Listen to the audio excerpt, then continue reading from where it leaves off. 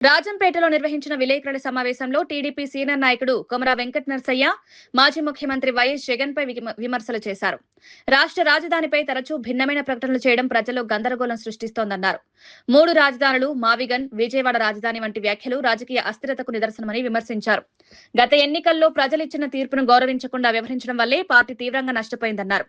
రాజంపేట నియోజకవర్గంలోని 6 మండలాల్లో నాయకుల మధ్య సమన్వయం లోపించిందని, ఇన్ఛార్జి వ్యవహార శైలిపై పలువురు నాయకులు అసంతృప్తి వ్యక్తం చేస్తున్నారని తెలిపారు. రానున్న స్థానిక సంస్థల ఎన్నికలను దృష్టిలో ఉంచుకుని అందరినీ కలుపుకుని వెళ్లగలిగే స్థిరమైన నాయకత్వాన్ని పార్టీ అధిష్టానం ఏర్పాటు చేయాలని కోరారు. కలిసిపోయింది. ఈ రోజు మొన్నటికి మొన్న 3 రాజధానులు అన్నాడు, మొన్న వచ్చి మరుసటి రోజు వచ్చి మావిగన్ అన్నాడు, నిన్నేమో విజయవాడ అంటున్నాడు. రేపేం చెప్తాడో తెలియని పరిస్థితి. ఈ రోజు ఆ పార్టీ నాయకులకే కాదు, కార్యకర్తలకు, ముఖ్యంగా ఆ పార్టీ సమర్థించే వాళ్ళకు కూడా అర్థం కాని సమస్యగా మారిపోయింది. ఆ పార్టీ గురించి ఎంత తక్కువగా మాట్లాడుకుంటే అంత మంచిదే. ఇకపోతే ఆయన ఒక్క సర్పంచ్ సీటు కూడా ఇనానమస్గా అయ్యేదానికి ఒప్పుకోండి చెప్పి ఆ పార్టీ ఇన్ఛార్జీలను, ఎమ్మెల్యేలను బెదిరిస్తున్నాడు. అదే వాళ్ళ పార్టీ వ్యవహారం. ఇకపోతే మా నియోజకవర్గంలో, రాజంపేట నియోజకవర్గంలో అందరూ కలిసికట్టుగా పోరాడితే కానీ 6 మండలాలు గెలవలేని పరిస్థితి దాపురించింది. కారణం ఏమంటే జగన్మోహన్ రాజు 6 మండలాల్లోని నాయకులను కలుపుకుపోవడంలో తీవ్రంగా విఫలమైనాడు. ఇది సత్యం. ఎందుకంటే ప్రతి మండలంలో సొంతంగా 2 గ్రూపులు ఉన్నాయి. లేవని ఎవరైనా నిరూపించగలరా? నిరూపించలేరు. ఎందుకంటే సుండుపల్లె మండలంలో మహేష్ నాయుడు సీనియర్ నాయకుడు, అతని ఆధ్వర్యంలో అతను సొంతంగా కార్యక్రమాలు ఏర్పాటు చేసుకుంటున్నాడు.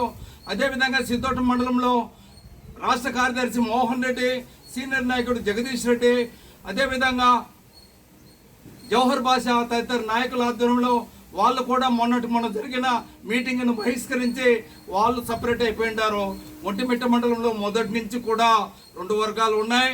అదేవిధంగా నెల్లూరులో మేడా విజయశేఖర రెడ్డి ఇండిపెండెంట్గా తన కార్యక్రమాలు తను చేసుకుంటున్నాడు. జగన్మోహన్ రాజును ఎవరు కూడా పట్టించుకునే పరిస్థితులు లేవు. ఇక రాజంపేట మండలంలో 360 గ్రూపులు, చిన్న గ్రూపులు ఉన్నాయి. ఇవన్నీ వాస్తవము. జగన్ రాజు పార్టీ ముద్ర కాకుండా, తెలుగుదేశం పార్టీ ముద్ర కాకుండా తన ముద్ర వేసుకోవాలనే తీవ్రమైన ఆరాటంలో పార్టీ ఫిరాయిపుదారులను ప్రోత్సహించి, తన భజన పనులను ప్రోత్సహించి చుట్టూ పెట్టుకొని రోజు జేజేలు కొట్టించుకుంటున్నారు. ఇది పార్టీకి అనష్టం. ఖచ్చితంగా పార్టీకి నష్టం. ఇది 50% మంది కూడా నాయకులు అతని నాయకత్వాన్ని సమర్థించడం లేదు. ప్రకటనలు ఇచ్చుకోవచ్చు. పార్టీలో నాయకులకు మధ్య పోరు పెట్టేదానికి విభజించి పరిపాలించని సూత్రాన్ని పాటిస్తూ ఆయన ఇప్పుడు ప్రకటన అతనికి వ్యతిరేకం ఇచ్చిన నాయకుల పైన మండలాధ్యక్షులను, తను నియమించుకున్న మండలాధ్యక్షులను కొంతమంది నాయకులతో స్టేట్మెంట్లు ఇప్పిస్తూ పార్టీని ఇంకా చీలిక దిశగా తీసుకెళ్తున్నాడు.